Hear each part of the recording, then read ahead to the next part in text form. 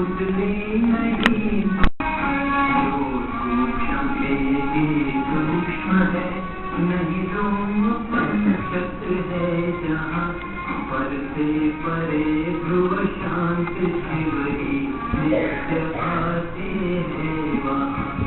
तो ब्रह्म है तू है वही, उतनी नहीं तू मात की मूर्ति से तू है परे, चिंता तुझे क्या नाश की।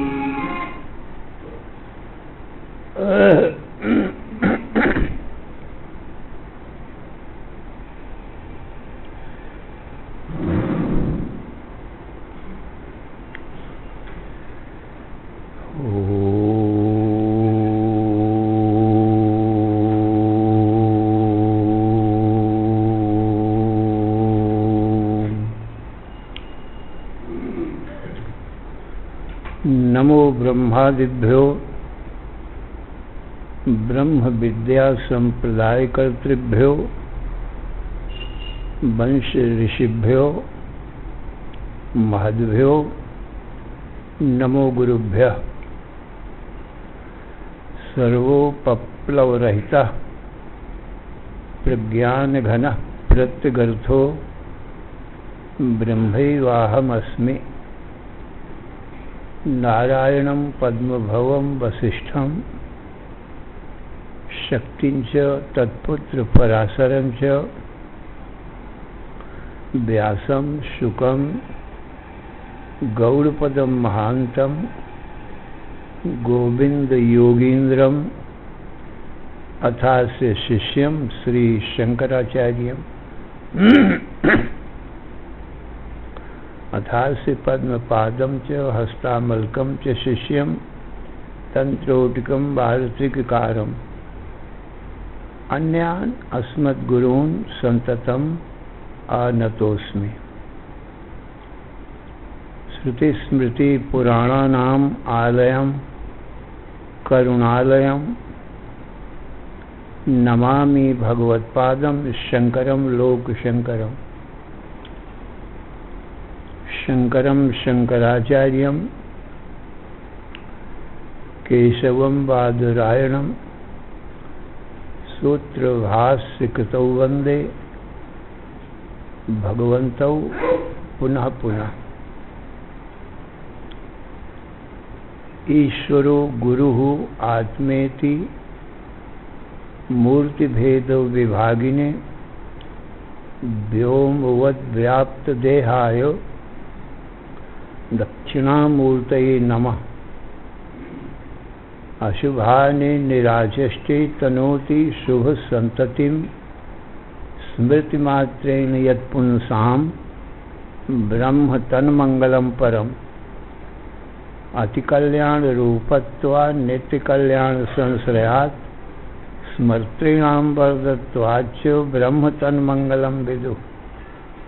ओंकारश्चाथ शब्दश्च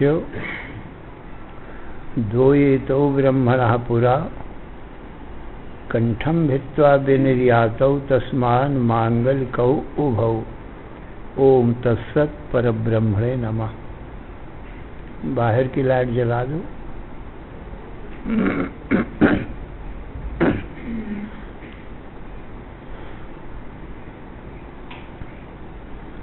श्री राम जय जय राम। श्री राम जय जय राम।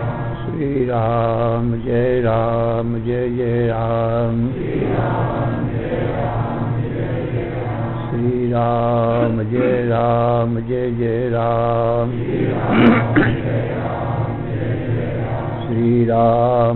राम जय जय राम। धर्म की अधर्म का प्राणियों में विश्व का हर हर महादेव।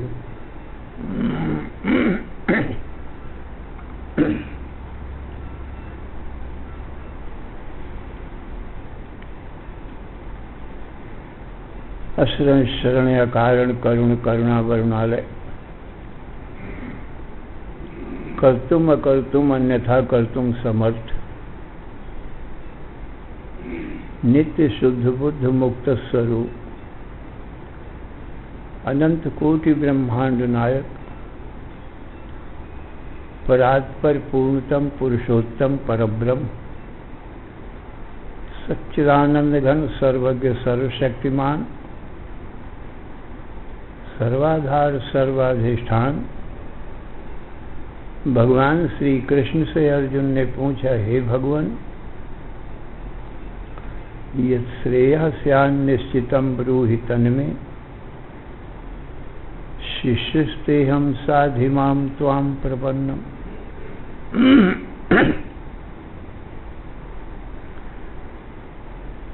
मेरे परम कल्याण का उपाय बताओ। मैं आपका शिष्य हूँ, आपकी शरण में हूँ। मेरा तन मन बुद्धि प्राण आपके चरणों में अर्पण है। तो भगवान श्री कृष्ण बोले, हे अर्जुन, सावधान मन से श्रवण करो।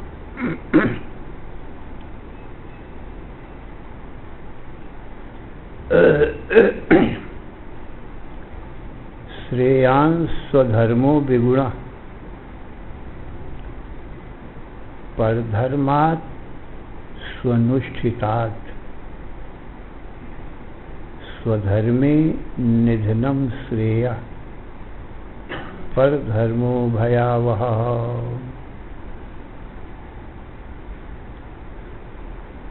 अर्जुन, दूसरे के धर्म से अच्छी प्रकार से अनेक गुणों से युक्त दूसरे के धर्म से अपना गुण रहित धर्म भी श्रेष्ठ है। क्योंकि ईश्वर ने जिसके लिए जो विधान किया है उसको वही धर्म अच्छा है।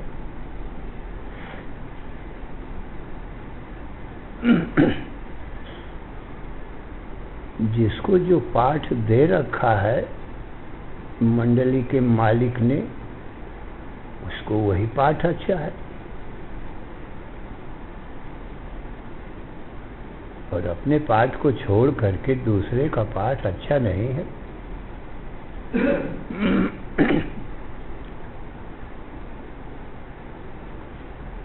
यथानेकन रूप धरि, नृत्य करे नट कोय, जोई जोई वेश बनावई, आप न होवै सोए। नट नाटक में अनेक वेश बनाता है, पर अपने नट रूप का तो परित्याग नहीं करता है।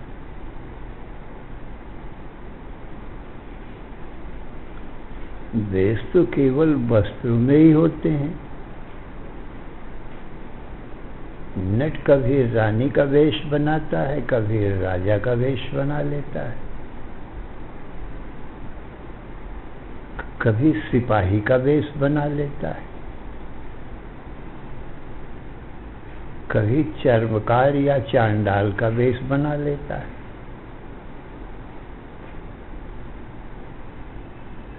तो ये जो वेश बना रहा है, ये तो कपड़े पहन पहन के बना रहा है। तो वेश ही बदलते हैं, पर वो नट जो पुरुष है वो तो नहीं बदलता। और जो वेश धारण करता है उसके अनुसार ही अभिनय करता है, वही पाठ करता है। पर अपने को ये जानता रहता है, हमेशा कभी भूलता नहीं अपने नट रूप को। अब वेश बना बना के पाठ करता भी रहता है। रानी का वेश बनाता है तो रानी का पाठ करता है, राजा का वेश बनाता है तब राजा का पाठ अदा करता है, चर्मकार का वेश बनाता है तो वो चर्मकार का काम करने लगता है, चांडाल का मेहतर का वेश बनाता है, तो टोकरी झाड़ू ले करके और सड़क झाड़ने लगता है। तो जैसा वेश वैसा ही कर्म करता है, पर भीतर से जानता है मुझ में तो कोई न वेश है न मुझ में कोई कर्म है।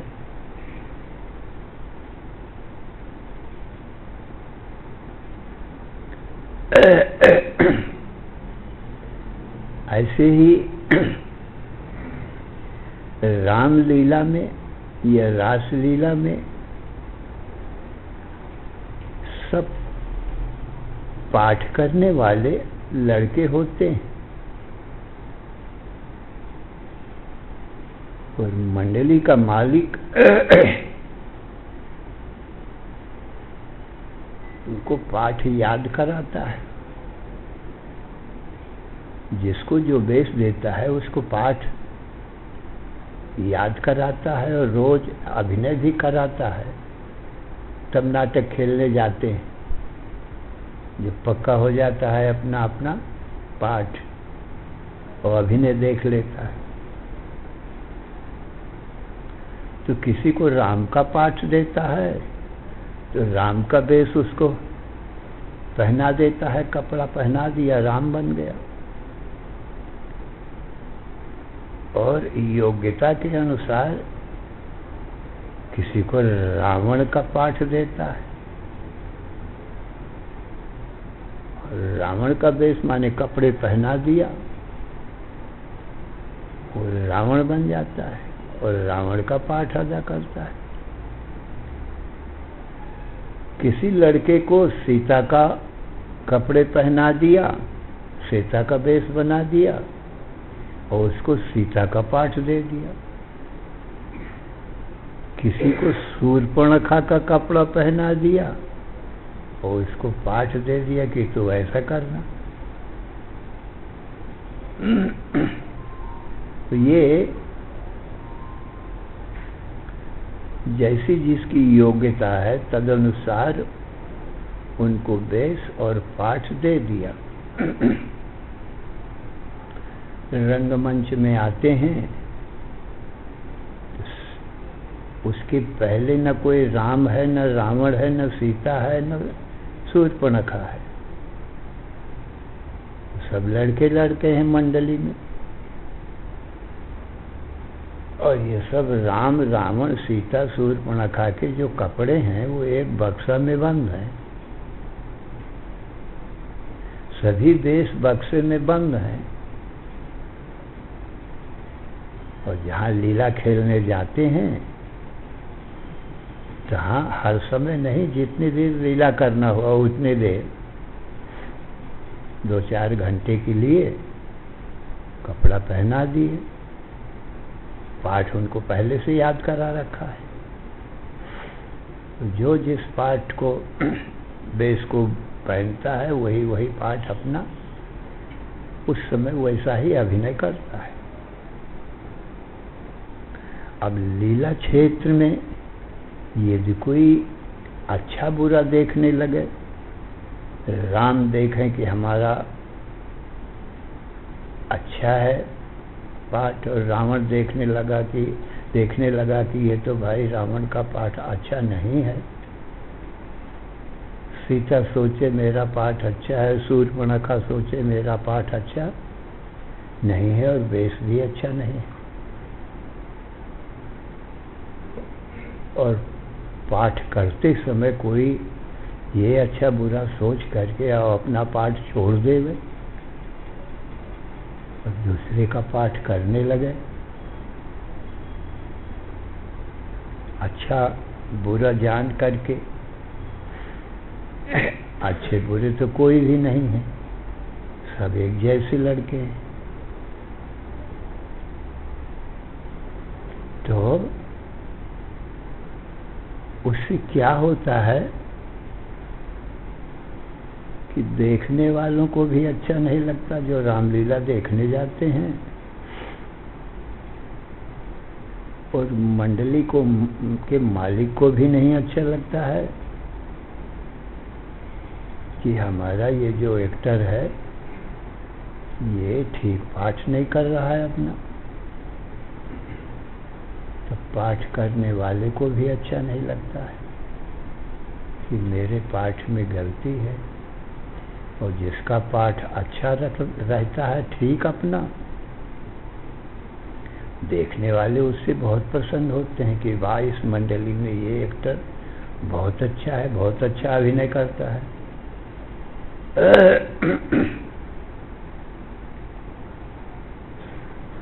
तो प्रसन्न होते हैं, तो मंडली का मालिक भी प्रसन्न होता है अपने एक्टर अच्छे देख करके। और अच्छे पाठ वाले को लोग इनाम भी फेंकने लगते हैं खुश हो करके, तो उसको भी प्रसन्नता होती है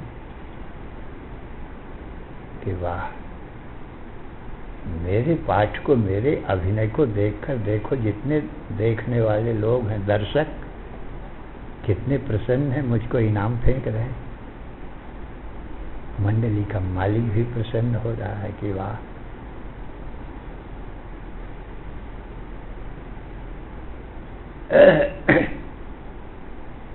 तो अपना अपना पाठ ही अदा करते हैं।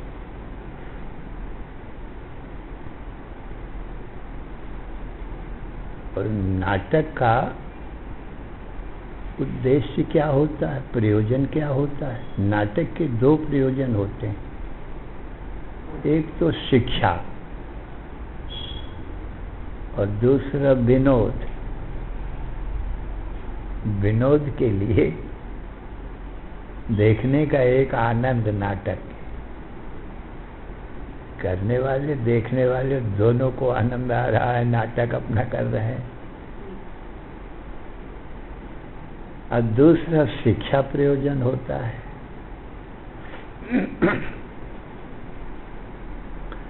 जैसे रामलीला में ये सब वैकुंठ के लोग हैं, भगवान विष्णु साक्षात राम का पाठ लेकर के आए और विष्णु भगवान के जो पार्षद हैं जय विजय, वो रावण और कुंभकर्ण आदि का पाठ लेकर आए। और वैकुंठवासी और देवलोक निवासी वो कोई भालू बन करके आए, कोई भालू हैं, कोई बानर हैं, क्योंकि अब ये वेश बदल के आए हैं। अपने वास्तविक रूप को तो इन्होंने छिपा रखा है, दूसरा वेश बना रखा है। तो कोई अच्छे बुरे तो है नहीं, अपने ही लोग हैं वो सब।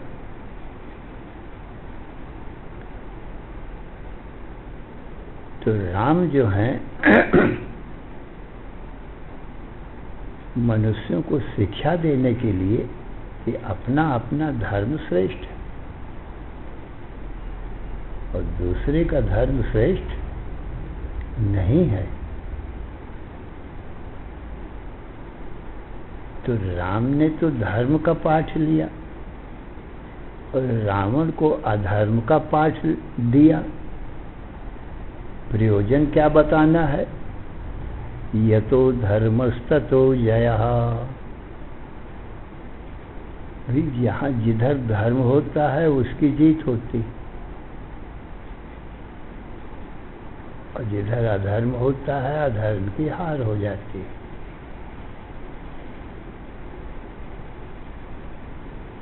और दूसरी श्रुति है सत्यमेव जयते नानृतम्।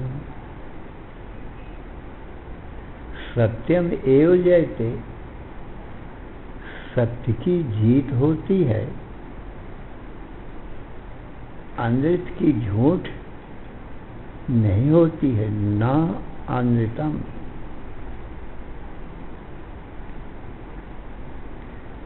ऋत का अर्थ सत्य होता है और अनृत का अर्थ क्या होता है?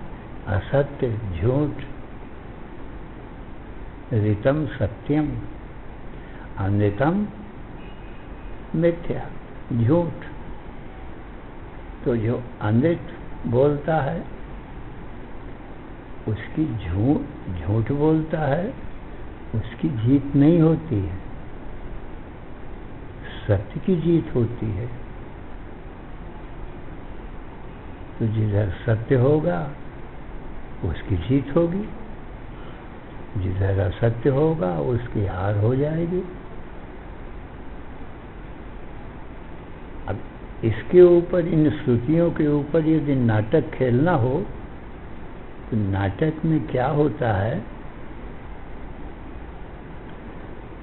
कि ज्ञानी अज्ञानी और बालक हो, वृद्ध हो, युवक हो, स्त्री हो, पुरुष हो, हिंदू हो, मुसलमान हो, कोई भी हो गए, नाटक से, श्रुति में तो कहा धर्म की जीत होती है, धर्म कहा सत्य की जीत होती है और असत्य की हार होती है। तो इसको खाली बुद्धि से ही समझना है तो बुद्धिमान इस बात को समझेंगे, परंतु जो बुद्धिमान नहीं है, अज्ञानी है, बालक हैं, इस बात को धर्म का कोई रूप होए और अधर्म का भी रूप बना दिया जाए और दोनों को लड़ाया जाए, बालक भी देखें और ये बताया जाए हमेशा सत्य धर्म की जीत होगी, असत्य धर्म हार जाएगा, तो अज्ञानी जनों को भी इसको पक्का ज्ञान हो जाता है। जो कहा जा रहा है वही रूप दिखाया जा रहा है, धर्म धर्म का युद्ध हो रहा है, धर्म का नाम राम है, सत्य का नाम राम रखा गया है और असत्य धर्म का राम रावण रखा गया है। अब इनका युद्ध होगा तो युद्ध के अंत में ही निर्णय होगा कौन जीता। तो जब युद्ध समाप्त होता है तब दिखाया जाता है कि राम की जीत हुई और रावण हार गया, रावण मारा गया। रामायण में यही बताया जाता है, पढ़ के सुनाया जाता है, परंतु इस बात को यदि आंखों से दिखा दिया जाए तो सरलता से सब लोग समझ जाएंगे श्रुति के अभिप्राय को। तो मुख्य प्रयोजन तो ये हुआ इन नाटकों का। जैसे लोग कहते हैं कि सुरापान न करो, नशा न पियो, शराब न पियो, और सरकार ने भी कानून बना रखी है शराब न पियो। तो ये होता है, शराब पीने से हानि क्या है, न पीने से क्या लाभ है। अब इस बात को बताना हो तो कोई नाटक खेल करके बतावे। धर्मात्मा हो, शराब कभी न पीता हो, परंतु इस शराब के गुण दोष बताने के लिए, इसका नतीजा बताने के लिए कि क्या नतीजा होता है और क्यों मना करते हैं नशा न करो, इस बात को बताने के लिए जानबूझ करके, वो तो जानबूझ के खेला जाएगा नाटक। शराब पीने का क्या फल होता है उसका नाटक कोई खेले धर्मात्मा पुरुष,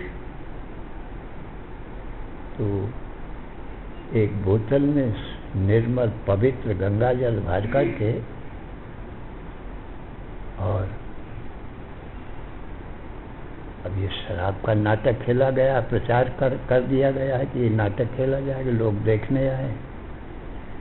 तो उस नाटक में क्या करता है, बारंबार वो गंगा जल की बोतल पीता है, गंगा जल पीता है, मुख में लगाता है, फिर पीता है, थोड़ी थोड़ी देर में फिर और पीता है और फिर चलता है, इधर उधर लोगों को निहारता है, देखता है। तो पहले तो शांत चित्त रहता है, मन भी ज़्यादा चंचल नहीं होता है, और शरीर का जो आकार है, आँख आदि है, वो भी ठीक रहते हैं पहले। फिर ज्यों ज्यों शराब का नशा चढ़ता है, उसकी आकृति भी बदलती जाती है, और उसकी जो वाणी निकलती है वो भी बदलती जाती है, और जो शरीर है ना, वो भी ठीक से नहीं चल पाता है, लड़खड़ाने लगता है। ये सब वो दिखाता है वहाँ नाटक में। बारंबार पी करके और आंखें भी लाल हो रही हैं, और वाणी से भी ठीक ठीक शब्द नहीं निकल रहा है, और शरीर भी लड़खड़ा रहा है, चलने में पैरों से लड़खड़ाता है। फिर और पीता है, नतीजा ये होता है लड़खड़ाते लड़खड़ाते, बोलते बोलते जमीन में गिर जाता है।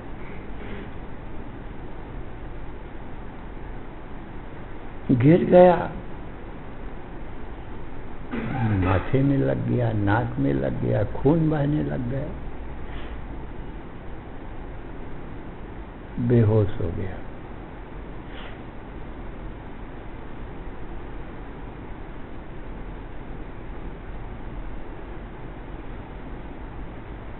अब लोग उसको उठाते हैं, अब दर्शक लोग देख रहे हैं तमाशा। ये नतीजा हुआ, शराब पीने के पहले कैसा था और अब कैसा हो गया। अब उसको लोग उठाते हैं, और उठा करके अब उसका उपचार करते हैं। तन और मन और बुद्धि सबका उपचार करना है, दवा करना है। उसको दवा करते हैं, औषध करते हैं।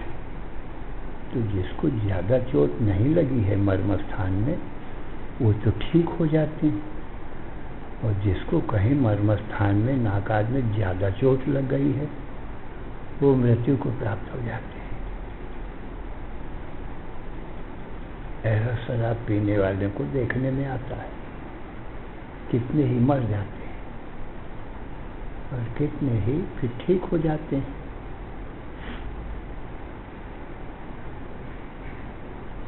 तो ये शराब पीने का नतीजा दिखाया गया, ये फल हुआ।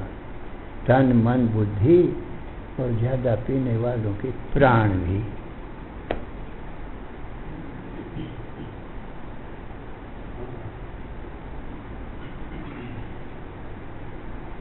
पहले धन की हानि, क्योंकि धन के बिना शराब नहीं मिलेगी। तन की हानि, इन शराब पीने वालों को क्या होता है कि उनके फेफड़े चलने जैसे थोड़े थोड़े छेद हो जाते हैं, तो श्वास की बीमारी, फिर श्वास बढ़ना, टीबी की बीमारी हो जाती है। फेफड़े काम नहीं करते, अंत में वो जल्दी ही मर जाते हैं। जितने शराब पीने वाले, ये होता है, ये रोग हो गए, आज नहीं तो कल सही। और कितने ज़्यादा पीकर गिर गए, चोट लग गई मर्म स्थान में, वो तुरंत भी मर जाते हैं। तो धन की हानि और तन की हानि और मन बुद्धि की हानि, प्राणों की भी हानि, हानि ही हानि दिखाई पड़ती। ये फल हुआ। इसी प्रकार से धर्म और अधर्म का नाटक, हमेशा धर्म की जीत होती है, सत्य की जीत होती है, और असत्य और अधर्म हार जाता है। उनके तन मन बुद्धि और प्राण सबकी हानि होती है, अधर्मी जनों की। धर्मात्मा का तन मन बुद्धि प्राण सब स्वस्थ रहते हैं, प्रसन्न रहता है। और अधर्मी पापी अपने पाप से ही जलता रहता है, दुखी रहता है हमेशा। तो सज्जनों, सत्यमेव जयते नान्यतम यतो धर्म ततो जया। बस इसी का अर्थ बताना था लोगों को नाटक दिखा करके कि धर्म से क्या फायदा, अधर्म से क्या नुकसान। इसी का नतीजा दिखाना था। इसके लिए रामलीला का पाठ खेला गया और सब अपने यहाँ के, अपने घर के, गांव के लड़के होते हैं।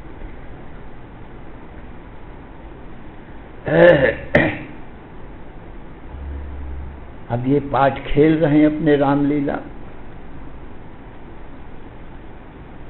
और दर्शकों ने देखा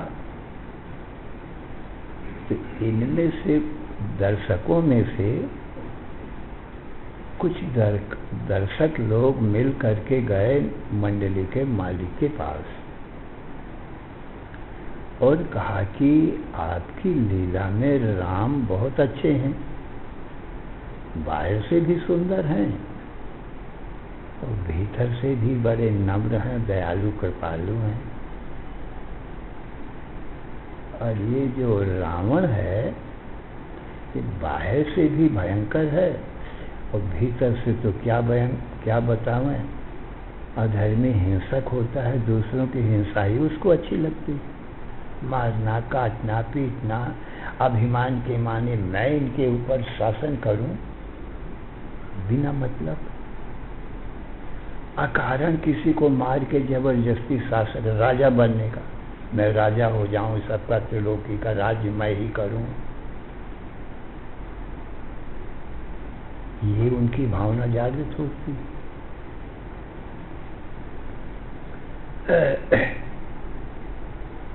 तो कहा ये रावण जो है भीतर बाहर से बड़ा खराब है।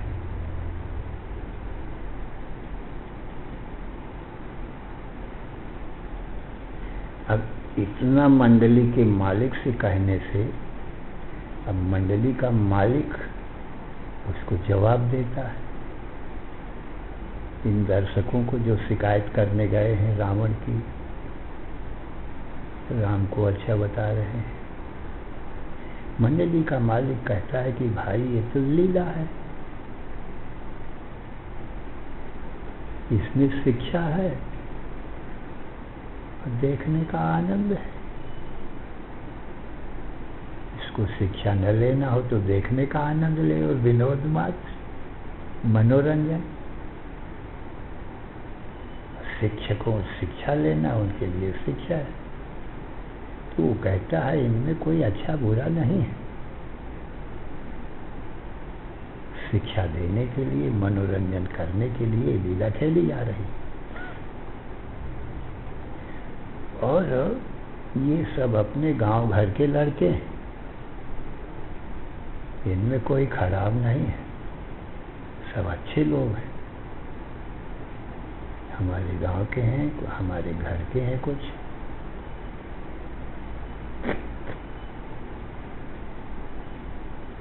और ये लीला भी 2-4 घंटे खेलते हैं। 24 घंटे हमेशा तो लीला रहती नहीं, तो 2-4 घंटे के लिए विनोद करने के लिए, मनोरंजन करने के लिए लीला खेली जा रही है, और शिक्षा देने के लिए भी। जो गुण ग्राहक हैं वो गुणों को ग्रहण करेंगे, शिक्षा ग्रहण करेंगे, और बाकी लोग विनोद मात्र। हजारों लोग केवल विनोद मात्र देखने जाते हैं, रामलीला देखने चलेंगे, देखते हैं। कोई इसमें अच्छा बुरा नहीं है, शिक्षा के लिए। ये मंडली का मालिक उनको बताता है। और उधर जो रावण अधर्म का पाठ ले रखा है, सो वो उन दर्शकों के सामने राम से कहता है कि हे राम, सब तुमको अच्छे बताते हैं, मुझको खराब बताते हैं। ये देखने वाले जो आए हैं, थोड़े लोग हैं वो, उनमें से सब नहीं हैं।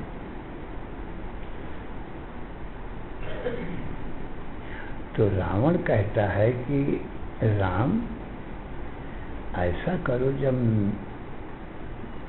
मेरा अभिनय इन दर्शकों को अच्छा नहीं लगता है, तो तुम अच्छे अच्छे लोग कर लो रामलीला। मुझ खराब का क्या काम है इस लीला में? अब अच्छे अच्छे राम और राम की पार्टी, वो विरोधी पार्टी नहीं होगी, राम और रावण के पार्टी वाले, राम की तरफ से लड़ने वाले, वो भी तो असुर होंगे ना,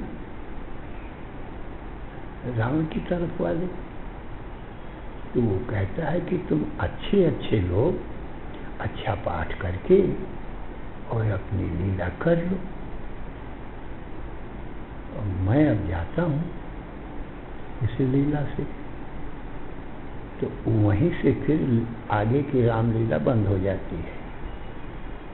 और निर्णय का, जब निर्णय तो पूरी लीला हो जाए, लड़ाई हो जाए, युद्ध के बाद में पता चलेगा किसकी जीत हुई, किसकी हार भई। तो जिस श्रुति के अर्थ को बताने के लिए ये लीला खेली गई है, वो तो पूरी लीला हुए बिना निर्णय नहीं होगा। तो जब रावण ऐसा कहता है कि भाई मैं जाता हूँ, तुम अपने सब अच्छे अच्छे लोग लीला कर लो, तो राम कहते हैं उससे, रावण से, कि भाई देखो, जिस अभिप्राय से हम लोग लीला खेलने के लिए ये पाठ कपड़ा पहन पहन के यहाँ आए हैं, उसका निष्कर्ष तो अभी कुछ निकला नहीं, जब तक पूरी लीला ना हो जाए। बीच में तुम चले जाओगे तो जिसके लिए लीला कह गई है वो प्रयोजन ही सिद्ध नहीं होगा, कोई फायदा ना होगा लीला का। और दूसरे, तुम ब्राह्मण हो और मैं क्षत्रिय हूँ, राम कहते हैं, और ये वर्ण में तुम बड़े हो और वर्ण में मैं ब्राह्मण से छोटा हूँ, नीचे हूँ, और आयु में, उम्र में भी मैं अभी बालक हूँ, ज़्यादा मेरी उम्र नहीं है, ज़्यादा माने तुम्हारी अपेक्षा तुम ज़्यादा उम्र वाले हो, मैं कम उम्र वाला हूँ। तो तुम वयोवृद्ध हो और वर्णवृद्ध भी हो, तो बड़े हो तुम, इसलिए तुमको ज़्यादा बुद्धिमान समझदार होना चाहिए मेरी अपेक्षा।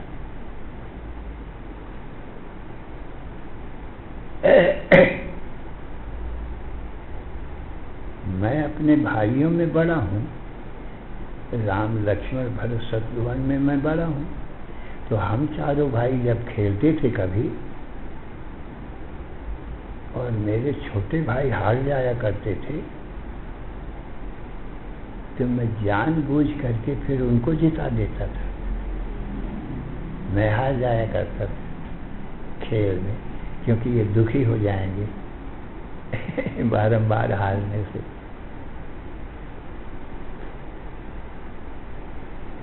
हारी हो खेल जिताओ ही मोही, ऐसे भरत जी कहते कि हारा हुआ खेल भी राम कितने दयालु, ये मुझको जिता दिया कर। ये सोच सोच करके उनको बड़ा दुख होता था जब वन को चले गए थे। राम का ये स्वभाव दयालुता कि अपने भाइयों को जिताना। अरे बड़े भाई को क्या जीतना है, वो तो आयु में बल में बड़ा है और बलवान भी है, वो तो जीता ही जीता आया है। जो आयु में और बल में निर्बल है उनको जिताने में उनकी प्रसन्नता ज्यादा होगी,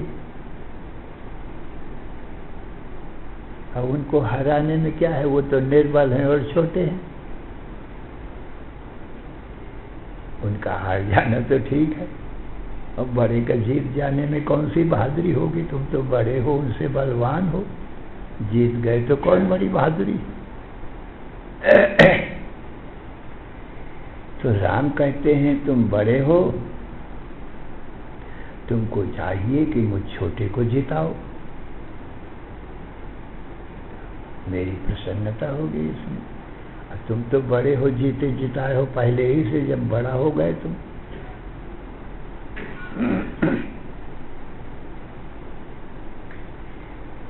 ये बात, एक बात तो ये, और दूसरी बात ये है कि जिस लीला खेलने के लिए हम आए हैं, जिन श्रुतियों के अर्थ बताने के लिए आए हैं, उसका तात्पर्य निर्णय नहीं होगा जब तक पूरी लीला नहीं हो जाएगी। इसलिए तुम चले जाओगे तो ये लीला यहीं से रुक जाएगी, आगे नहीं चलेगी। इसलिए तुम्हारा जाना उचित नहीं है।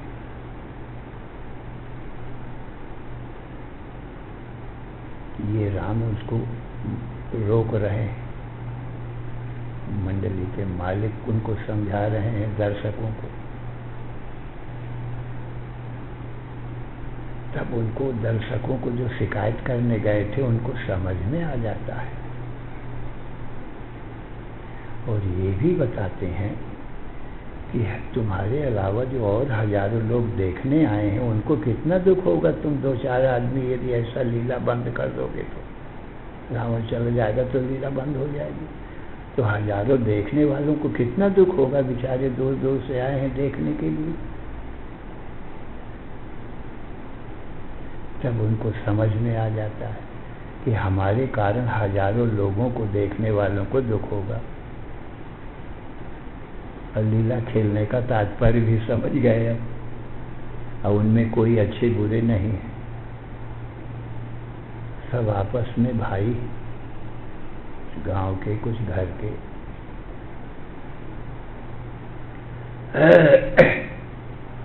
तो सज्जनों, फिर रावण रुक जाता है। अब राम रावण का युद्ध होता है, सब लोग देखते हैं। अंत में राम की जीत हुई, माने सत्य धर्म की जीत हो गई, और असत्य और अधर्म हार गया। केवल यही बताना था, इन श्रुतियों का अर्थ ही समझाना था लोगों को, करके बताना था। वेद में तो कह के बता रहे हैं ना, वाणी से कह के, करके तो नहीं बता रहे वेद में। अब वेद की बात जो कहे वो करके बतावे, या करके बताने के लिए ये राम का और रावण का अवतार हुआ है। मर्त्यावतारस्तु हि मर्त्य शिक्षणम रक्षो बधायैव न केवलं विभु कुतोऽन्यथा स्यात् रमतः स्वात्मनः सीता कृतानि व्यसनानि स्वरस्य। कहते हैं राम का जो इस पृथ्वी लोक में नर अवतार हुआ है, मनुष्य का अवतार हुआ है, नारायण ने नर अवतार लिया है, उसका प्रयोजन क्या है? कहा मर्त्य शिक्षणम, मनुष्यों को शिक्षा देने के लिए कि मनुष्य तन पाकर के कैसा आचरण करना चाहिए। मातृ देवो भव, पितृ देवो भव, आचार्य देवो भव, अतिथि देवो भव, ये श्रुतियाँ हैं। अब इनको करके बताना है ना। अब ये राम की वाणी वेद है, पर अब उनको करके बताना है लोगों को शिक्षा देने के लिए। माता पिता की सेवा करो, देवता समझ के आचार्य की सेवा करो, अतिथि की सेवा करो। फिर और बोले सत्यम वर धर्मम चर, सत्य बोलो, धर्म का आचरण, अपने धर्म को कभी न छोड़ो। सत्यम वद धर्मम चर स्वाध्यायान मां प्रमदा। अपने पढ़ने और पढ़ाने में प्रमाद न करो, अवश्य पढ़ना चाहिए।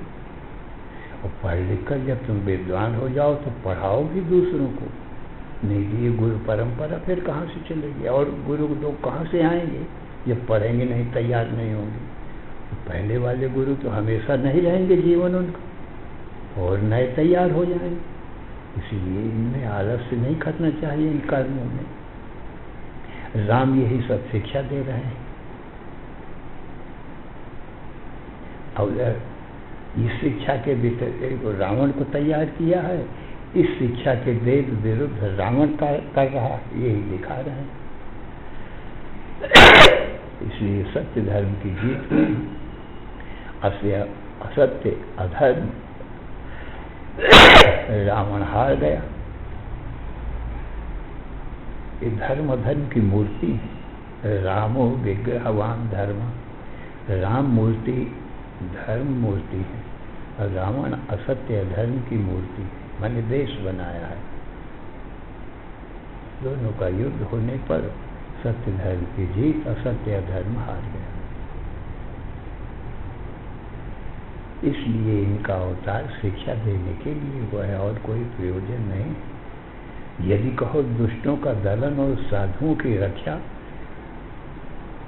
तो जो सारे संसार की उत्पत्ति स्थिति प्रलय अपने संकल्प मात्र से, इच्छा मात्र से करता है, उनको अवतार धार करके मारना पड़ेगा क्या इन दुष्टों को?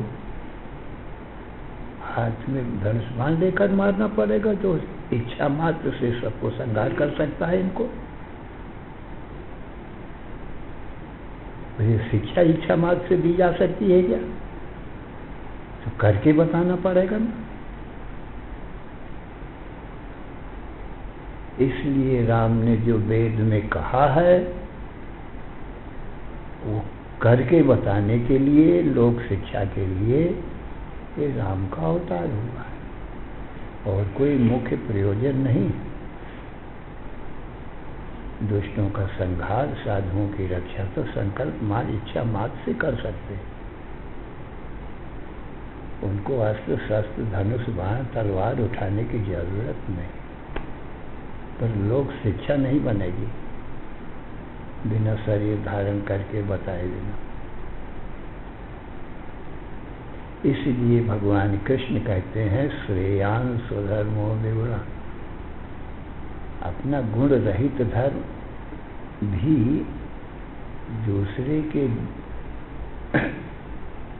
सर्वगुण संपन्न धर्म से अपना अच्छा है।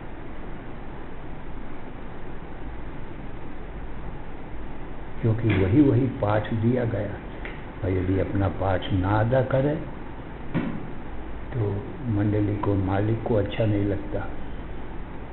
पाठ बिगड़ जाने से कोई शिक्षा नहीं होगी। इसलिए जिसको जो पाठ भगवान ने दे रखा है, ब्राह्मण क्षत्रिय वैश्य शूद्र ब्रह्मचारी गृहस्थ वानप्रस्थ सन्यास, ये वेद में सब पाठ ही दिए गए हैं। पति पत्नी पिता पुत्र गुरु शिष्य राजा प्रजा के लिए सब पाठ ही बताए गए। अपने अपने पाठों को सच्चाई के साथ में अदा करना चाहिए। इससे भगवान मंडली के मालिक हैं सारे संसार के, वो प्रसन्न होते हैं कि वाह भाई हमारी आज्ञा को तुमने जैसा हमने बताया था वैसा अभिनय ठीक किया। प्रसन्न उनको मुक्ति देते हैं, अपना परम धाम फिर दे देते हैं, फिर अपने घर में पहुंच जाते। श्री राम जय राम जय जय राम, श्री राम जय राम जय जय राम, श्री राम जय राम जय जय राम, श्री राम जय राम जय जय राम। धर्म की अधर्म का प्राणियों में विश्व का हर हर महादेव।